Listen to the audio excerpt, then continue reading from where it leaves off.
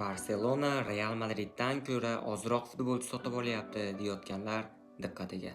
Hech ham xavotir olmanglar, Barselona transfer bozorida qilgan katta xatolari evaziga anchagina es hushini yig'ib olgan va tajriba orttirib olgan. Barselona o'tgan mavsumda mana shu ikki futbolchini 27 million yevroga sotib olgan. Real Madrid esa bu to'rala futbolchini 190 million yevroga sotib olgan. Siz bu futbolchilarni mavsum davomida ko'rdingiz.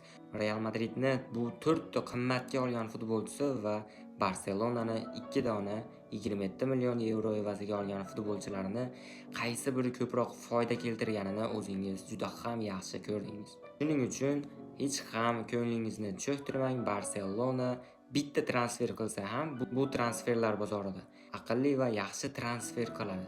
Hozircha Gordonni sotib oldi. Bu transfer ham menimcha juda ham yaxshi deb o'ylayapman. Bitta hujumchi yoki himoyachi sotib olsa ham men hech ham ajablanmayman, chunki Barselona nima qilishni juda yaxshi biladi. Sizningcha bu mavsumda Barselonaga qaysi futbolchini olib kelish kerak?